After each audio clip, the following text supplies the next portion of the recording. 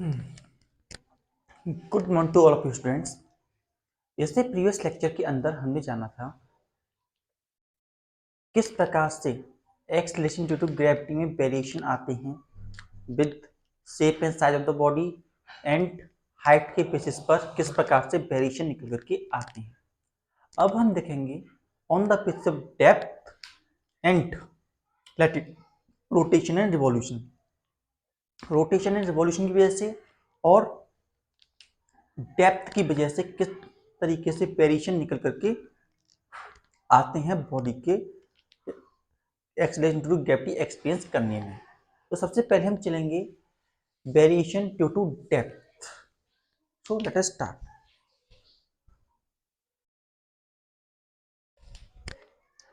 हम कहेंगे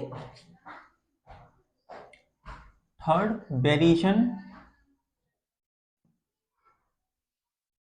due to depth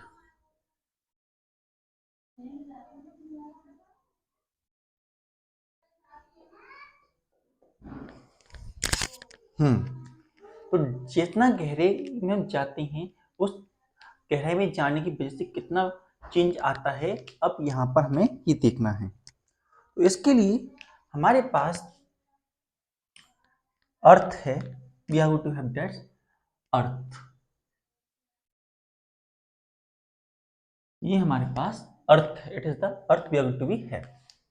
now earth के अंदर हमारे पास एक दूसरा शेप है। यहां पर जो ये पॉइंट है हमारा, वो हमारा ओ ओरिजिन है, it is the origin we are going to have.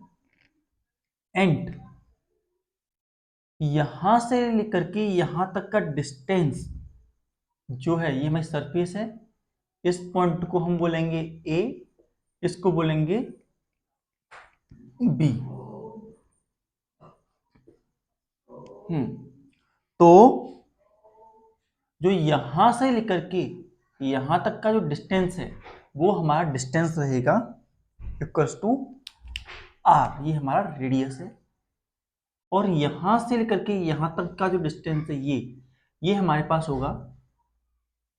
अगर हम इसको डेप्थ को डी माने, इस जो डेप्थ हम नीचे की तरफ लेके आए हैं इसे डी मान लें, तो डी इसमें से कम हो गया तो ये हमारे पास हो जाता है आर माइनस डी के बराबर। आर माइनस डी के बराबर हमारे पास इसका रेडियस हो गया। साथ ही साथ हम ये मान के चलते हैं कि हमारी जो अर्थ है उसमें जो डेंसिटी है वो यूनिफॉर्म डेंसिटी है। यूनिफॉर्म डेंसिटी, डेंस यूनिफॉर्म है। एंड जो मास है, जो हमारी डेंसिटी है डी, वो बराबर होती है M into mass into volume के बराबर होती है। Density become equal to mass into volume. So अगर हम मास की वैल्यू निकालना चाहें डी इंटू वी, और वॉल्यूम का फॉर्मूला हमारे पास क्या होता है, फॉर्मूला ऑफ वॉल्यूम हमारे पास होता है डी, यहां पर लिख देते हैं, into 4/3 pi r cube. 4/3 pi r cube हमारे पास फॉर्मूला होता है मास ऑफ द बॉडी का। अगर हमें बॉडी का मास निकालना है तो ये फॉर्मूला हम यूज करेंगे। अगर हम डी लिखा है हमने, डी कोई टेंशन नहीं है। तो अब हम यहां देखते हैं ग्रेविटी को एट पॉइंट ए। जो ग्रेविटी है ए पॉइंट पर वो कितनी होगी, या एक्सेलरेशन ड्यू टू ग्रेविटी यहां पर जो हम लेंगे उसे जी लेंगे, और यहां पे जो एक्सेलरेशन ड्यू टू ग्रेविटी होगा उसे हम जी डैश लेंगे। So let start. We have acceleration due to gravity, acceleration due to gravity at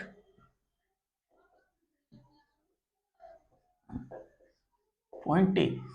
point A पर एक्सेलरेशन ड्यू टू ग्रेविटी कितना निकल के आता है, तो इसे हम लेंगे g equals to g m r square, g m r square के बराबर वैल्यू हमारी निकल करके आती है। नाउ जो हमारा एम है वो मास ऑफ द बॉडी है, रेडियस इसका इतना है, तो मास की वैल्यू हम इस तरीके से निकालेंगे। रेडियस यहाँ पे हमारा आर है, तो अगर हम चाहें तो जी की जगह हम लिख सकते हैं जी आर स्क्वायर। मास हमारा, मास की जो वैल्यू हमारे पास निकल के आएगी डेंस, पहले वॉल्यूम लिख लेते हैं, 4 स्क्वायर है ये, 4/3 पाई आर रेडियस है वहां तक का, रेडियस का क्यूब इंटू डेंसिटी डी, इसके बराबर वैल्यू हमारे पास निकल करके आती है। आर स्क्वायर से ये कैंसिल हो गया, तो जी हमारे पास निकल के आता है, उसकी क्या वैल्यू रहेगी हमारे पास, ये हो जाती है 4 pi ji r d, 4 pi ji are t के बराबर हमारे पास वैल्यू हो जाती है एक्सलेशन ड्यू टू ग्रेविटी की। नाउ एट पॉइंट बी को, हाँ at point B, acceleration due to gravity at point B.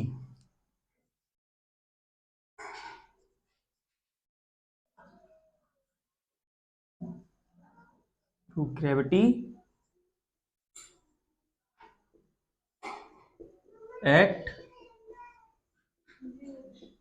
Point B, B point पर एक्सलेशन ड्यू टू ग्रेविटी में कितना मिलेगा, तो इसके लिए हमारे पास आता है जी डैश और जी एम और आर की वैल्यू जो हमारे पास ये है, यहां से ओ बी है और ओ बी की वैल्यू आर माइनस डी के बराबर है, तो यहाँ पर आर माइनस डी का होल क्यूब हमारे पास निकल के, होल क्यूब नहीं होल स्क्वायर निकल करके आएगा। होल स्क्वायर हमारे पास जी डैश की वैल्यू निकल करके आती है। नाउ अगर हम मास के रेस्पेक्ट में निकालें इस पॉइंट पर डेंसिटी, तो मास हमारा जो निकलेगा वो हो जाएगा 4/3 पाई, रेडियस कम हुआ है, आर माइनस डी का होल क्यूब हुआ है, और डेंसिटी हमारे पास जो है वो टी के बराबर है। सो जी डैश जो है हमारा बराबर हो जाएगा जी आर माइनस डी का whole square, G R minus D का whole square bracket 4/3 pi R minus T का होल क्यूब इंटू डी, ये वैल्यू हमारे पास निकल के आएगी। नाउ इसमें से आर माइनस टी का होल स्क्वायर इसे हम कट कर सकते हैं, और कट करके हमारे पास ये वैल्यू जी डैश की क्या निकल के आती है, वैल्यू ऑफ जी डैश हमारे पास आती है G dash equals to 4/3 pi ji R minus T into D, ये वैल्यू हमारे पास निकल करके आती है। अब इसके बाद हम क्या करेंगे, इसे और इसे एक दूसरे से डिवाइड करेंगे, we are going to divide both of them. Now जब हम जी डैश अपॉन जी करते हैं, नोट डिवाइड करते हैं, तो क्या वैल्यू निकल के आती है, जी डैश की वैल्यू हमारे पास कितनी है, ये वैल्यू हमारे पास 4/3 पाई जी R minus T into T upon में 4/3 पाई जी आर टी, ये वैल्यू हमारे पास निकल के आती है। इसमें हमारे पास 4/3 से 4/3 कैंसिल, पाई से पाई कैंसिल, जी से जी कैंसिल, डी से डी कैंसिल हो जाता है, तो हमारे पास क्या बचा, हमारे बचा G dash G equals to R minus D upon D, ये वैल्यू निकल करके आती है हमारे पास।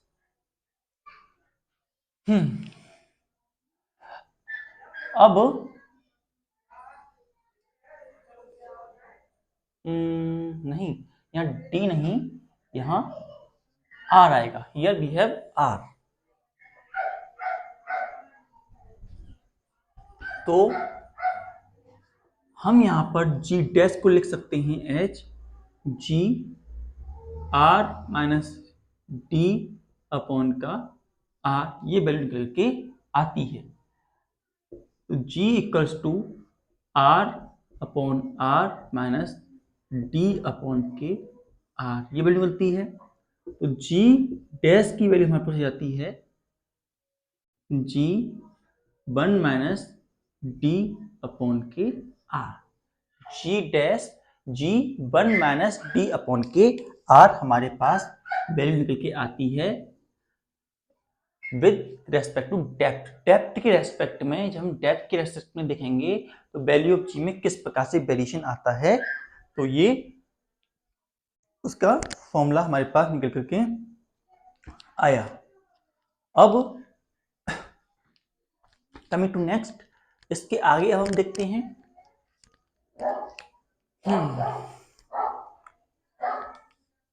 तो जो इसके अंदर वेरिएशन आएगा G dash equals to G 1 minus D upon के आर है ये, इसमें हम मल्टीप्लाई कर देते हैं G dash equals to G minus G D upon के आर, इस जी को इधर ले गए तो हमें मिलता है G minus ji dash equals to G D R. तो ये हमारे पास चेंज आएगा वैल्यू ऑफ जी। जी की वैल्यू में कितना चेंज आएगा ये हमें इस तरीके से पता लगेगा। नाउ परसेंटेज वाइज देखें, ये सिंपल वो जो चेंज आएगा वो ये है। और अगर परसेंटेज वाइज देखें with respect to percentage, percentage wise कितना निकलेगा, तो उसके लिए जी माइनस जी डैश अपॉन जी, इसमें हम 100 का मल्टीप्लाई कर देंगे। इसी प्रकार से g D upon g r into 100, तो जी से जी कैंसिल, तो ये वैल्यू बन गई डी आर इंटू 100। तो इस तरीके से हम परसेंटेज वाइज कितना चेंज आएगा वैल्यू में उसे भी पिक आउट कर सकते हैं, और कितना चेंज नॉर्मली आएगा उसे भी हम नोट डाउन कर सकते हैं।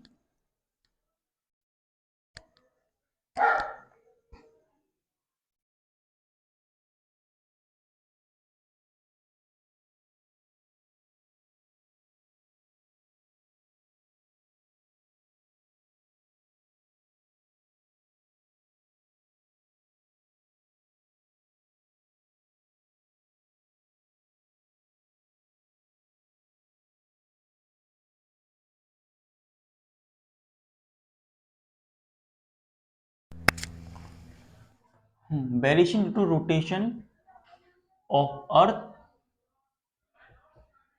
about its on axis, about its on axis, अपनी खुद की एक्सिस पर रोटेशन करने के दौरान कितना वेरिएशन आता है। तो इसके लिए हम अर्थ को लेते हैं, it is the earth we are going to have. जो ये हमारी अर्थ है, ये हमारी एक्सिस है,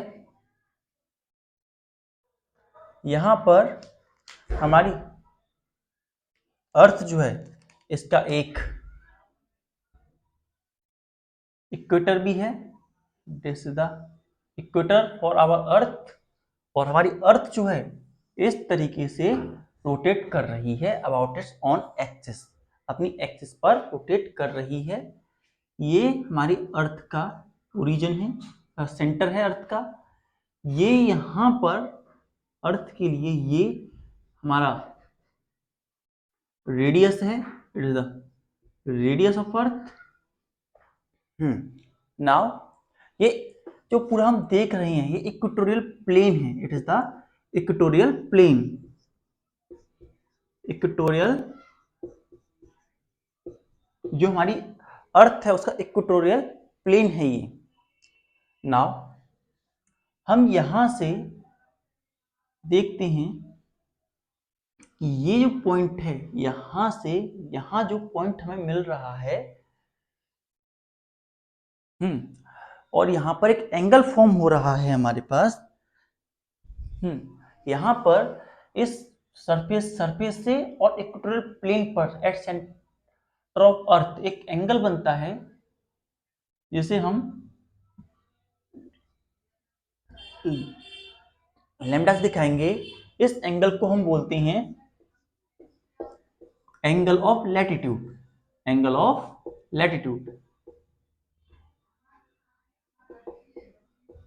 इस एंगल को हम एंगल ऑफ लैटिट्यूड भी कहते हैं। यहां पर अगर हम किसी पॉइंट सी को लें तो हम पॉइंट सी के अराउंड ये देख सकते हैं कि ये अर्थ के चारों तरफ किस प्रकार से रोटेशन यहां पर हमारी बॉडी कर रही है। हमारी बॉडी जो है अर्थ के इस पॉइंट पर रोटेशन पजेस कर रही है इन दिस मैनर। और ये पॉइंट हमारे पास जो है वो सी पॉइंट है, and it is going to be perpendicular to the surface. यहां पर जो ये एंगल लैम्डा है, अगर हम देखें तो ये एंगल भी हमारा लैम्डा के बराबर ही निकलेगा। That angle also become equals to lambda for us. Now हमारे पास जब हमारी बॉडी मूव कर रही होती है तो यहाँ पर दो फोर्स वर्क कर रही होती हैं। एक फोर्स जो कि ये है, और इस पॉइंट को हम P माने, इस पॉइंट पर एक फोर्स वर्क कर रही है। That force is going to be mg, जो कि उसके वेट की वजह से या बॉडी के वेट की वजह से उस पर एक्ट कर रही है। तो दैट इज वेट और एक्सेलरेशन ड्यू टू ग्रेविटी की वजह से वर्क कर रही है। वहीं यहां पर सेंट्रीपिटल फोर्स है हमारी, जो कि सेंट्रीपिटल मोशन की वजह से कर रही है। That is mv square r और m r square, m r square omega, या इसे यहां लिख देते हैं एम आर ओमेगा स्क्वायर के बराबर फोर्स यहां पर एक्ट कर रही है। तो इन दोनों की रेस्पेक्ट में जो रिजल्टेंट फोर्स हमें निकलती है वो हमें यहां मिलती है। It is resultant force that is mg dash. mg dash force जो है हमारी रिजल्टेंट फोर्स है, जो कि एक्चुअली वर्क कर रही है। अगर हम इस पॉइंट यहां से इसे ज्वाइन कर दें तो हम यहां देख पा रहे हैं ये पॉइंट हमारा O है, इस पॉइंट को हम Q बोल देते हैं, इस पॉइंट को हम P बोल देते हैं। तो हम यहां पर क्लियरली देख पा रहे हैं कि ये हमारे पास एक पैरेललोग्राम बन रहा है। It is going to be a parallelogram here.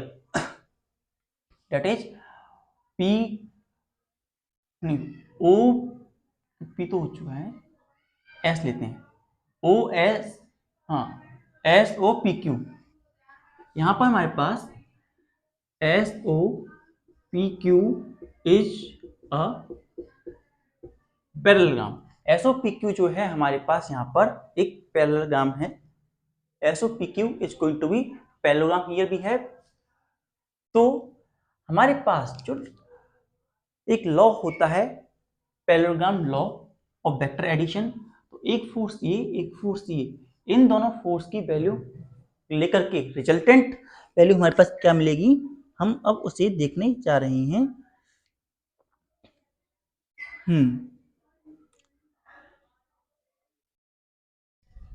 सो हमारे पास जो वैल्यू थी वो हमारे पास मिलती है mg डैश, और यहां पर अंडर रूट में हम निकालें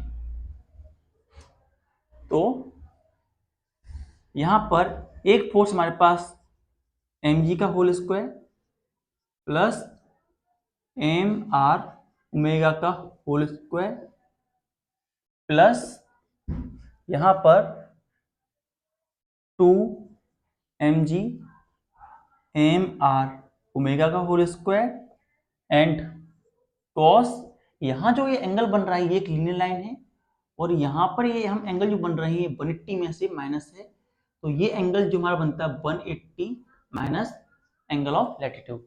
एंगल ऑफ लैटिट्यूड को सब्ट्रैक्ट कर देते हैं तो हमारे पास ये एंगल आता है, तो 180 माइनस के लैम्डा, ये वैल्यू हमारे पास निकल करके आती है। और जब हम इसे करते हैं तो हमारे पास ये नेगेटिव में आता है, तो mg dash equals to under root mg का whole square plus mr omega square का होल स्क्वायर। और यहां से 180 को हम सब्ट्रैक्ट करते हैं माइनस में आ जाएगा, माइनस यहाँ 2m square r omega square cos lambda, ये वैल्यू हमारे पास निकल करके आती है हमारी वैल्यूज की। और आगे क्या वैल्यू निकल के आती है अब हम इसे देखेंगे। तो इस सब में से हम पहले मास को पिक आउट कर लेते हैं और सब में से मास को बाहर निकाल करके m जो वैल्यू हमने निकाली यहाँ पर और यहाँ पे g स्क्वायर एंड यहाँ पे plus r omega r square omega square plus यहाँ से 2r ओमेगा का whole square and cos lambda के बराबर वैल्यू हमें ऑब्टेन होती है। यहाँ पर हम मास को कैंसिल आउट कर देते हैं। We are going to cancel out mass from both side. Now we have g dash equals to under root g square plus r square omega square plus 2r omega square cos lambda. इसमें से हम g को भी common लेते हैं। We are going to take g as common, इसके लिए g का डिवाइड हम कर देते हैं यहाँ सभी जगह पे। We are going to divide g square mg यहाँ पे था, तो यहाँ g की वैल्यू भी होनी चाहिए 2g, तो और एक g हट जाएगा तो g ही बचेगा, तो ये वैल्यू हमारे पास निकल करके आती है।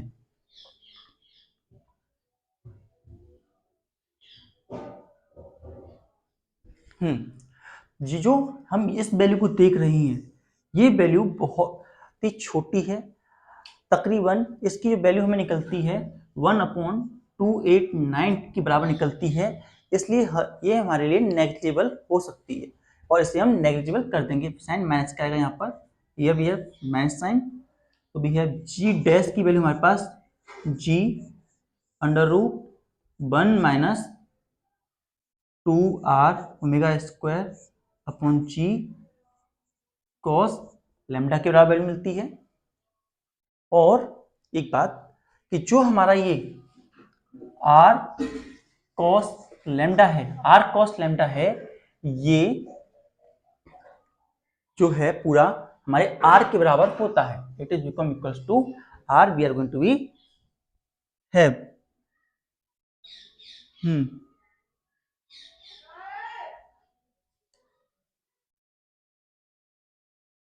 नहीं, अभी हमें यही करने की जरूरत नहीं है, केवल हम अभी यही लिखेंगे ना, हम इसे केवल यहां लिखेंगे g equals to 1 minus 2r omega square cos lambda upon g and 1/2 के फॉर्म में देखेंगे।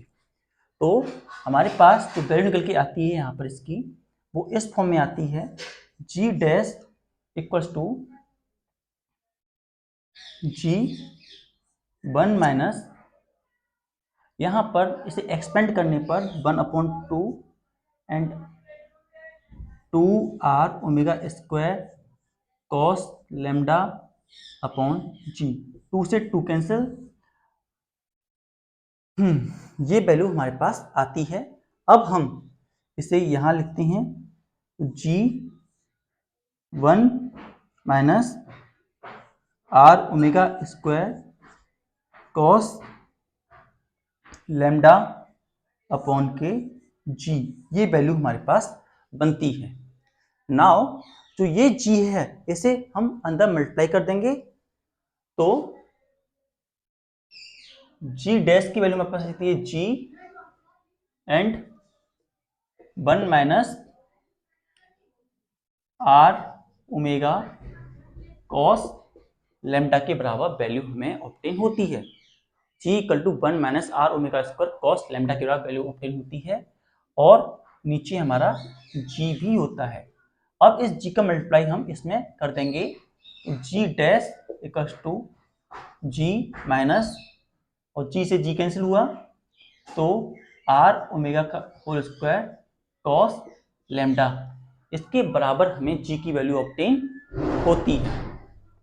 नाउ ये हमारे पास वेरिएशन इन जी की वैल्यू आती है। अगर इस जी को हम इधर ले आते हैं तो G dash G minus ji dash equal to R omega square cos lambda के बराबर वैल्यू हमें ऑब्टेन होती है। जो वेरिएशन हमारी वैल्यू ऑफ जी में आया वो हमें इतना मिलता है on the basis of angle of latitude, इसके बेसिस पर हमें इतना वेरिएशन मिलता है। और अगर हम परसेंटेज वाइज देखें, if we are going to be observe it by percentage wise, g minus ji dash upon g into 100 upon r omega square upon ji cos lambda into 100।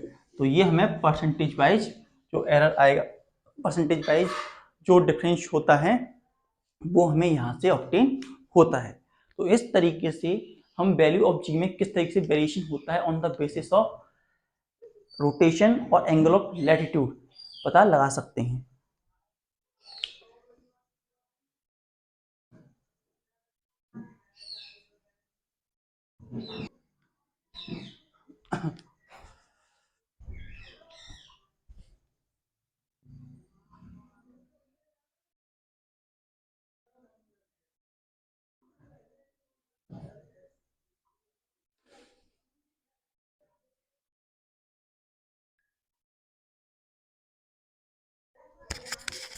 जो हमारा एंगल ऑफ लैटिट्यूड है, अगर हम इसकी बात करें तो ये इक्वेटर की रेस्पेक्ट में, जब हम इक्वेटर की रेस्पेक्ट में देखेंगे तो ये जीरो के बराबर होता है। लैम्डा की वैल्यू इक्वेटर पर जीरो होती है। वहीं अगर पोल के रेस्पेक्ट में देखें तो लैम्डा की वैल्यू हमारी 90 डिग्री के बराबर होती है। तो इस रेस्पेक्ट में अगर हम यहाँ देखें तो हमारे पास जो फॉर्मूला है उसके अकॉर्डिंग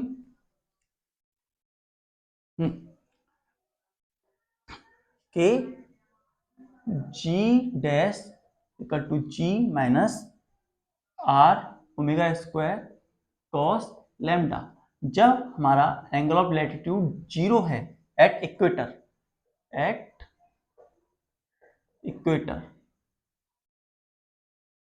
इक्वेटर की केस में, तो ऐसी कंडीशन में तुम्हारे पास G dash equal to G minus R omega square cos zero. तो कॉस जीरो पर जो वैल्यू होती है, कॉस जीरो पर 1 होती है। तो कॉस जीरो पर जब वैल्यू 1 होती है तो G dash equal to G minus R omega का होल स्क्वायर, आर ओमेगा का होल स्क्वायर वैल्यू करके आती है एट इक्वेटर, और जो कि मैक्सिमम मात्रा में या सबसे ज्यादा डिक्रीजमेंट देखने को मिलता है इक्वेटर पे because of angle of latitude when equal to zero first. वहीं सेकंड में when lambda is equal to 90 at poles, जो हमारे अर्थ के पोल होते हैं वहां पर लैम्डा की वैल्यू हमारी 90 के बराबर होती है। तो 90 के बराबर जब हमारी वैल्यू होगी तो G dash equal to G minus R omega cos lambda, lambda की वैल्यू हमारी 90 रखी हमने, G dash equal to G minus R omega cos 90। cos 90 की वैल्यू 0 होती है, value of cos 90 equal to 0, g dash equal to g। तो जो पोल पर जो वैल्यू होती है वो मैक्स, उसकी उसमें कोई वेरिएशन नहीं आता, जो सरफेस पे होती है उस मिड से पोल पे रोटेशन के अकॉर्डिंग कोई डिफरेंस नहीं आता। और कंडीशन हो सकती है उसकी रेडियस की वजह से, किसी और वजह से आ सकता है, लेकिन रोटेशन की वजह से हमारे पास जी की वैल्यू में कोई ज़्यादा डिफरेंस नहीं आता। वैसे नॉर्मल जो वैल्यू है हमारी जी की, जिसे हम सॉल्व करते हैं, वैल्यू ऑफ जी जो है 9.8 मीटर पर सेकंड स्क्वायर के बराबर होती है, और अप्रोक्स हम सॉल्व करने के लिए 10 के बराबर इसे रख लेते हैं। तो ये हमारे पास कुछ तरीके थे जिन तरीकों की मदद से हम वेरिएशन लेकर के आ सकते हैं within our value of g. So note it down.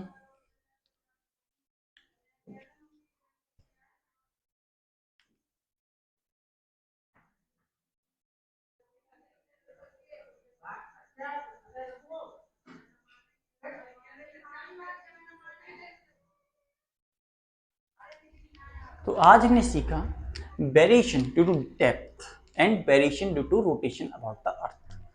हमने यहाँ पर ये सॉल्व किया था वेरिएशन ड्यू टू डेप्थ, और उसके लिए हमने वैल्यू फाइंड आउट की, और साथ ही साथ में हमने जाना रोटेशन रिवॉल्यूशन की वजह से किस तरह की वेरिएशन आता है, और किस कंडीशन में जो एंगल ऑफ लैटिट्यूड होता है जो कि यहाँ बन रहा है वो किस तरीके से इंपोर्टेंस देता है इन चेंजिंग वैल्यू ऑफ जी। साथ ही साथ हम इस CO की वैल्यू भी पता लगा सकते हैं। जो हमारे पास ये CO है, अगर हम इसकी वैल्यू फाइंड आउट करना चाहें तो यहाँ पर हम एक ट्रायंगल देख रहे हैं, ट्रायंगल COP। ये एक राइट एंगल ट्रायंगल है, और इसमें हम cos लैम्डा का रिलेशन लेंगे। Taking the relation of cos lambda, we have CO and OP। CO and OP हमें रिलेशन मिल रहा है। सो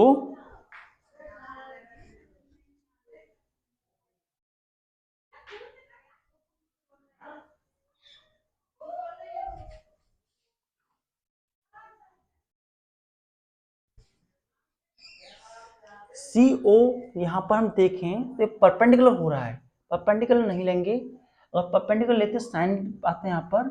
अगर यहाँ पर हमें लेना है तो ये राइट एंगल CP के बारे में हम ला सकते हैं। CP की वैल्यू हम इसे CP अपॉन OP, तो cos लैम्डा, हाँ, cos lambda equals to CP upon OP की वैल्यू हमारे पास R है, तो CP की वैल्यू जो यहाँ पर ये डिस्टेंस है इसकी वैल्यू हमारे पास R cos लैम्डा के बराबर निकल के आती है। It's value equal to R cos lambda. तो अगर हम यहाँ से R cos लैम्डा लें, R cos लैम्डा, और हम यहाँ पे CP रख दें तो हमारे पास ये वैल्यू बन जाती है G dash minus CP omega square. इस तरीके से भी इसे लिखा जा सकता है। सो ये सारी बातें थी हमारी वेरिएशन के बारे में। अब नेक्स्ट हम जो जानेंगे वो जानेंगे ग्रेविटेशनल फील्ड के बारे में एंड ग्रेविटेशनल पोटेंशियल एनर्जी के बारे में। साथ ही साथ important topic like centre of gravity and weightlessness, और इसके अलावा भी एक सैटेलाइट के बारे में भी हम अपनी इस जर्नी के अंदर कम थ्रो करेंगे। सैटेलाइट्स भी कई प्रकार की होती हैं, जियोसेंट्रिक सैटेलाइट्स एंड मोशन करने वाली satellite, and many of the thing like escape velocity के बारे में भी हम जानेंगे। So first note it down.